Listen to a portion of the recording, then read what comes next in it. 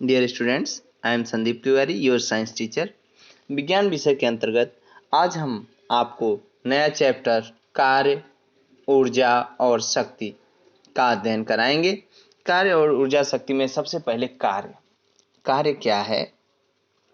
तो दैनिक जीवन में हम देखते हैं अनेक क्रियाएं जैसे पढ़ना, खेलना, साइकिल चलाना, दीवार को धक्का देना या किसी सामान को उठा करके एक स्थान से दूसरे स्थान तक ले जाना आदि को यह कहा जा सकता है कि व्यक्ति कार्य कर रहा है। परंतु भौतिकी में कार्य का एक विशेष अर्थ है। इसके अनुसार कार्य वह भौतिक क्रिया है जिसमें वस्तु पर बल लगाकर उसे बल की दिशा में विस्थापित किया जाता है। इसके अनुसार कार्य होने के लिए निम्न तथ्यों की आवश्यकता है। नंबर 1 बल, दूसरा बल की दिशा में विस्थापन। यानी हम कह सकते हैं कि दो बातों की आवश्यकता पड़ सकती है, एक बल की आवश्यकता पड़ती है और दूसरी विस्थापन की। कार्य का मापन हम कैसे करते हैं? अब पढ़ेंगे कार्य की माप। किसी वस्तु पर किए गए कार्य की माप वस्तु पर आरोपित बल तथा बल की दिशा में विस्थापन के गुणनफल के बराबर होती है। कार्य बराबर बल गुणे बल की दिशा में विस्थापन। कार्य एक अदिश राशि है जबकि बल तथा विस्थापन दोनों सदिश राशियां हैं।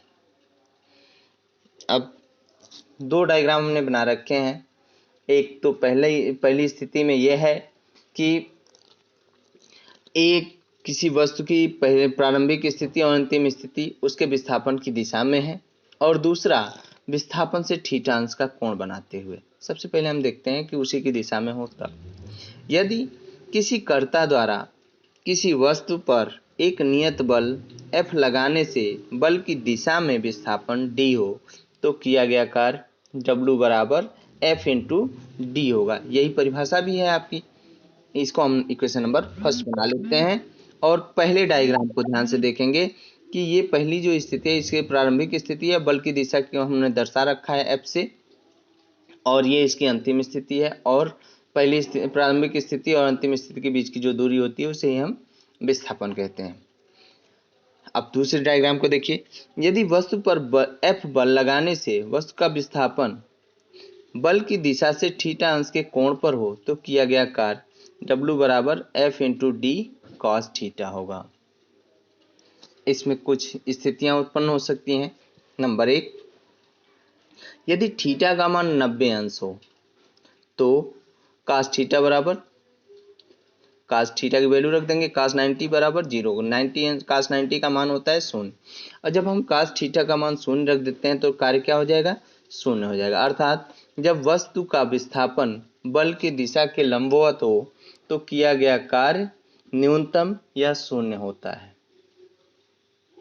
दूसरी स्थिति, यदि थीटा बराबर 0 डिग्री हो, अर्थात कहें कि बल और विस्थापन दोनों एक ही दिशा में हो तो cos 0 बराबर 1 का अधिकतम होता है, और W का जब मान निकालते हैं तो W बराबर F इंटू D अधिकतम होता है।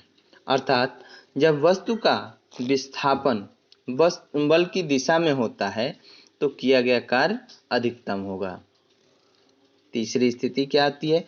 यदि विस्थापन 0 हो तो किया गया कार्य भी 0 होगा। क्यों? जब W बराबर F इंटू D है तो D का मान 0 रख देंगे तो वो भी W भी 0 हो जाएगा। अर्थात यदि विस्थापन 0 हो तो वस्तु पर लगा बल कोई भी कार्य नहीं करेगा।